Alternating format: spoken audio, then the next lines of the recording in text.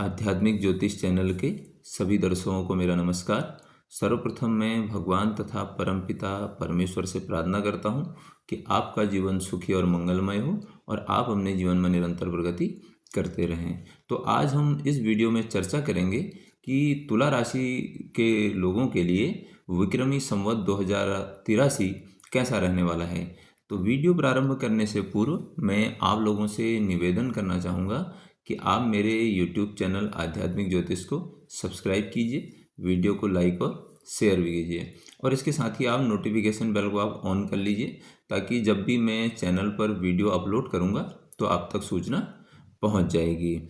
दूसरा मैं आपको यहाँ पर पुनः स्मरण कराना चाहूँगा कि इस गोचर का जो प्रभाव है वो शनि, गुरु और राहु और केतु यानी 4 मुख्य ग्रहों को ध्यान में रखकर बनाया गया है, क्योंकि इन ग्रहों का ही किसी भी जातक के या किसी भी व्यक्ति के जीवन में सर्वाधिक प्रभाव रहता है, क्योंकि ये काफ़ी देर में राशि परिवर्तित करते हैं। तो और इसके साथ मैं आपसे एक चीज़ और भी कहना चाहूँगा कि अगर आपकी शनि की 7.5 या ढैया से संबंधित कोई प्रश्न है, कोई क्वेरी है, तो उसके संबंध में मैंने इसी YouTube चैनल पर एक वीडियो पहले से ही अपलोड किया हुआ है। तो आप चैनल पर जाकर के वहाँ से संबंधित जो भी आपके शनि के 7.5 या ढैया से संबंधित जो भी प्रश्न हैं, जो भी चिंताएं हैं, जो भी क्वेरीज हैं, वहाँ से आपकी वो हल हो जाएंगी। तो अब हम वीडियो प्रारंभ कर लेते हैं। तो 19 मार्च 2026 को जो विक्रमी संवत प्रारंभ हो रहा है, उसका जो आने वाला वर्ष है तुला राशि के लोगों के लिए ये एक वर्ष कैसा रहेगा, हम इस पर चर्चा करेंगे। दूसरा आपको मैं यहाँ पर एक चीज़ याद दिलाना चाहूँगा कि तुला राशि, अगर आपका लग्न तुला है और आपकी चंद्र राशि, देखिए एक लग्न राशि होती है, चंद्र राशि होती है। तो अगर आपकी लग्न कुंडली आपके पास है और आपको आता है तो आप देखिएगा कि जहाँ पर लग्न है वहाँ पर अगर आपका 7 का अंक लिखा है यानी तुला राशि है, तो फिर आप देख सकते हैं, ये राशिफल आप देख सकते हैं तुला लग्न है तो। और अगर आपको लग्न का पता नहीं है तो फिर आप चंद्र राशि से भी देख सकते हैं। यानी कि हम जनरली चंद्र राशि के बारे में ही, जब हम राशि की बात करते हैं तो चंद्र राशि की ही बात करते हैं। तो अगर आप चंद्र और लग्न दोनों ही आपकी एक ही अंक है यानी तुला ही है, तो फिर इसका प्रभाव पर सर्वाधिक रूप से होगा। अब हम वीडियो प्रारंभ कर लेते हैं। सर्वप्रथम हम लेते हैं शनि के बारे में। देखिए शनि पूरे वर्ष भर आपके 6ठे भाव में विराजमान रहने वाले हैं और पिछले साल भी इधर ही थे, यहीं बैठे हुए थे 6ठे भाव में। तो 6ठा भाव क्या है, देखिए 6ठा भाव रोग रिपु ऋण का है और ये आपके 4थे और 5वें भाव के स्वामी होकर के बैठे हैं। अब यहाँ पर क्या है कि 6ठे भाव में जो है शनि, ये अच्छे माने जाते हैं, क्योंकि 3, 6 और 1 आधा यानी त्रिषडाय भाव में जब भी पापी ग्रह कोई बैठता है तो वो अच्छा माना जाता है। तो ये बहुत ही अच्छा है। ये आपको क्या करेगा, देखिए आपके विरोधियों पर आपको विजय दे सकता है, अदालती मामलों में आपको सफलता मिल सकती है, कोई पुराने रोग से आपको मुक्ति दिलाने वाला है। आपकी यहाँ पर वर्क एफिशिएंसी जो है या जो कार्य करने की जो क्षमता है वो बढ़ेगी। लेकिन यहाँ पर एक चीज़ और भी है कि यहाँ पर आपको देखिए शनि एक डिसिप्लिन की बात करते हैं, वर्कहोलिक आपका नेचर की बात करते हैं। अगर आप इस तरीके से काम करते हैं तो फिर ही आपको शनि रिजल्ट देंगे। और शनि का रिजल्ट देने का एक तरीका ये भी होता है कि वो डिले रिजल्ट कर देंगे जरूर, लेकिन थोड़ा सा आपको देर में देंगे। अगर आप लोन या वो लेना चाहते हैं, कोई व्यवसायिक ऋण या किसी कार्य को करने के लिए, तो वहाँ भी आपको ये सुगम होने की संभावना हो सकता है। प्रॉपर्टी से रिलेटेड या किसी वाहन के लिए आप लोन ले पाएँ। शनि की स्थिति से सुगम बनाएगी, लेकिन खर्चों पर आपको अनुशासन रखने की आवश्यकता पड़ेगी। कारण इसका यह है कि आपकी जो शनि की 7वीं दृष्टि सीधे द्वादश भाव यानी व्यय भाव पर जा रही है। अब दृष्टि का जो इसका प्रभाव होगा वो देखिए, शनि से तीसरी दृष्टि आपकी कहाँ जा रही है, अष्टम भाव पे। अष्टम भाव में जाने की वजह से आपका इंटरेस्ट हो सकता है कि रिसर्च में या एस्ट्रोलॉजी में, मेडिटेशन में वहाँ आप चले जाएं। अगर जो लोग रिसर्च में या पीएचडी के क्षेत्र में, तो वहाँ आपको विशेष प्रयास करने की आवश्यकता पड़ेगी। इसके साथ ही साथ जो इनहेरिटेंस प्रॉपर्टी है या जो आपके इन लॉज यानी जो ससुराल पक्ष है वहाँ से भी आपको विशेष प्रयास करना पड़ेंगे। वहाँ एक आप ये मान के चलिए, क्योंकि शनि रेस्पॉन्सिबिलिटी भी है, तो वहाँ हो सकता है कि वहाँ आपको एक जिम्मेदारी के भाव से उनकी भी मदद करने की आवश्यकता पड़े या उनके लिए विशेष प्रयास करने की आवश्यकता पड़े। सप्तम मैंने आपको बता दिया कि आपको अपने खर्चों पर और उसको भी नियंत्रित करना पड़ेगा कहीं ना कहीं। इन्वेस्टमेंट या फिर व्यय या इस तरीके की चीज़ें हैं तो वहाँ आपको ध्यान देने की आवश्यकता पड़ेगी। और इसकी जो 10वीं दृष्टि पड़ेगी आपके तीसरे भाव में, तो यहाँ पर क्या है कि देखिए तीसरा भाव आपका कम्युनिकेशन का है, आपके जो छोटे भाई बहन हैं उनका है, मीडिया से रिलेटेड जो चीज़ क्षेत्र हैं या राइटिंग का जो जिन लोगों का फील्ड है, तो वहाँ पर शनि की जब 10वीं दृष्टि आती है तो देखिए शनि कहीं पे कभी कर्म बंधन की बात कर रहे हैं। तो जब शनि की दृष्टि तीसरे भाव पर पड़ेगी 10वीं दृष्टि, तो आपको कहीं ना कहीं इन चीज़ों को गंभीरता के साथ और हार्ड वर्क के साथ ही ये चीज़ें सॉल्यूट आपकी होंगी। इनके लिए भी आपको कहीं ना कहीं बाउंड होना पड़ेगा, कार्य करना पड़ेगा। अब हम बात कर लेते हैं देवगुरु बृहस्पति की। देवगुरु बृहस्पति इस बार जो है आप ये समझ लीजिए कि वर्तमान में अभी 2 जून तक का जो समय है, यानी जून 2026 तक का जो समय है, यहाँ पर आपके भाग्य भाव में ये देवगुरु बृहस्पति रहेंगे। तो ये समय क्या है कि देखिए लंबी दूरी की यात्राएं जो हैं उनके लिए बहुत अच्छा है, धार्मिक यात्राओं के लिए बहुत अच्छा है, उच्च शिक्षा और जो आपके सांस्कृतिक या कल्चरल चीज़ें हैं उनके लिए बहुत अच्छा है, जो लोग परामर्श के क्षेत्र में हैं या कंसल्टेंसी के क्षेत्र में हैं उनके लिए बहुत अच्छा है। आपको पिता का सहयोग मिलेगा, पिता तुल्य या गुरु तुल्य जो लोग हैं यानी जो गुरु हैं उनका भी आपको सहयोग मिलेगा। दूसरा क्या है कि इसका देखिए लग्न पे इसकी दृष्टि है और पंचम भाव पे भी दृष्टि पड़ रही है। तो आप एक चीज़ समझ लीजिए कि आपके स्वास्थ्य बहुत अच्छा रहने वाला है, आपने बहुत ज़्यादा प्रेशर आप फील नहीं करेंगे इस समय जब तक देवगुरु बृहस्पति यहाँ पर बैठे हुए हैं, यानी कि मैं जून तक की आपको बात कर रहा हूँ। उसके बाद देखिए लग्न पे है तो आप थोड़ा मौज मस्ती फन के उसमें रहेंगे। संतान की तरफ से आपको अच्छी खबर मिल सकती है, जो लोग संतान प्राप्ति की तरफ जा रहे हैं उनके लिए भी अच्छा समय है। गुरु की तीसरे भाव पर 7वीं दृष्टि पड़ेगी, तो इससे कहीं ना कहीं जो मैं आपको बताऊं कि यात्राएं, जो मैं कह रहा हूं कि आपकी यात्रा और कम्युनिकेशन मीडिया से जुड़े हुए जो लोग हैं उनके लिए यह अच्छा समय रहने वाला है।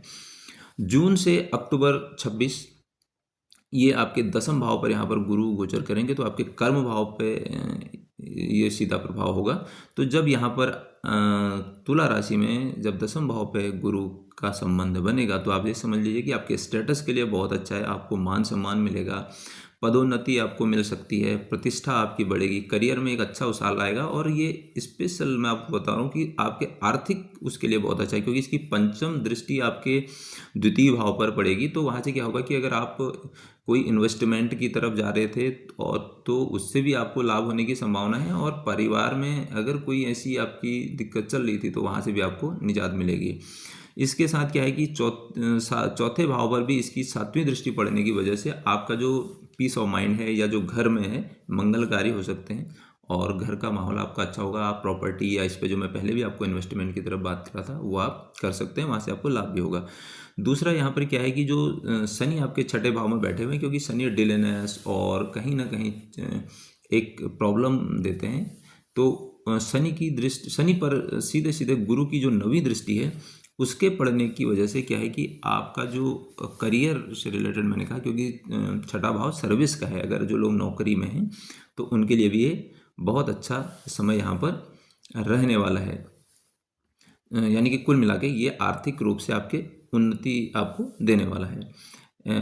और दूसरा ये है हेल्थ इश्यू भी अगर आपके हैं तो कोई रोग ऐसा है तो, क्योंकि सैटर्न आपके शनि जो है आपके छठे भाव में बैठे हैं, जुपिटर बृहस्पति की 9वीं दृष्टि से वो अच्छा हो जाएगा। अब हम बात करते हैं अक्टूबर के बाद। देखिए अक्टूबर के बाद एकादश भाव में आपके गुरु गोचर करेंगे, तो ये आपके आय के स्रोतों को बढ़ा देगा। यानी कि जो आज तक अभी आपने जो परिश्रम किया या जो मेहनत किया उसके बाद सीधे सीधे आपको आय की प्राप्ति होने वाली है। आपकी सामाजिक नेटवर्किंग बढ़ जाएगी, यानी जो आपका सोशल सर्कल है या आपका जो एक सामाजिक दायरा है वहाँ आपको जुड़ने का मौका मिलेगा। बड़े बड़े समूहों से आप मिल सकते हैं, बड़े बड़े लोगों के साथ आपके कनेक्शन स्थापित हो सकते हैं। आपके भाइयों के साथ, जैसे छोटे भाई और बड़े भाई, क्योंकि एकादश भाव जो है आपके बड़े भाई का है, तो बड़े भाई के साथ का आपको सहयोग मिलेगा। दूसरा, पंचम दृष्टि आपके तीसरे भाव पर पड़ेगी, तो मीडिया या कम्युनिकेशन के क्षेत्र से जो जो लोग जुड़े हुए हैं या फिर आपके आपके जो छोटे भाइयों के साथ आपकी समस्या हो रही थी या राइटिंग या कम्युनिकेशन के फील्ड में जो थे, उनके लिए भी ये अच्छा समय होने वाला है। इसके साथ इसकी 7वीं दृष्टि आपके पंचम भाव पर पड़ेगी, तो ये स्किल डेवलपमेंट के लिए बहुत अच्छा है। जो लोग ऐसा कुछ करना चाह रहे हैं, आपको संतान के लिए भी ये अच्छा समय आपका रहने वाला है, वहाँ से भी आपको अच्छी खबर मिल सकती है। दूसरा, ये इसका नवीं दृष्टि जो पड़ेगी वो पड़ेगी आपके सप्तम भाव पर। तो सप्तम भाव यानी कि जो लोग विवाह बंधन में जा रहे हैं उनके लिए बहुत अच्छा समय है। पार्टनरशिप में कोई काम करना चाह रहे हैं तो उनके लिए भी बहुत अच्छा है। और जो शादीशुदा लोग हैं यानी जो विवाहित लोग हैं, उनके लिए भी अगर संबंधों में कोई खराबी है तो वहाँ से आपको सुधार देखने को मिलेगा। अब हम बात करते हैं, देखिए, राहु और केतु के बारे में। राहु केतु का जो प्रभाव है ये आपके दिसंबर तक तो आपके राहु जो है 5वें भाव में, केतु एकादश भाव में है। तो राहु पंचम भाव में कुंभ राशि में होने से आपकी बुद्धि को आउट ऑफ बॉक्स सोचने की बात करेंगे आप, है ना। यानी जो स्पेकुलेटिव काम है, शेयर मार्केट, रचनात्मक कामों में यहाँ पर लाभ हो सकता है। लेकिन यहाँ पर आपको एक चीज़ ध्यान रखने की आवश्यकता है कि जब भी पंचम भाव में राहु आएगा तो स्पेकुलेटिव या जो आपके निर्णय हैं वो विवेकपूर्ण होने की थोड़ी सी संभावना उनकी कम हो जाती है, क्योंकि राहु कहीं ना कहीं आपको कुछ दूसरी पिक्चर दिखा जाता है। जैसे मैंने आपको कहा कि आउट ऑफ द बॉक्स आप सोच सकते हैं, तो स्पेकुलेटिव जो काम है वहाँ पर आपको ध्यान रखने की आवश्यकता पड़ेगी, लेकिन वहाँ से आपको भ्रम से बचना पड़ेगा। कहने का तात्पर्य ये है। केतु एकादश भाव में अगर आते हैं तो आय में कुछ अनिश्चितता हो सकती है आपकी, क्योंकि केतु जो है डिटैचमेंट के उसके कारक हैं।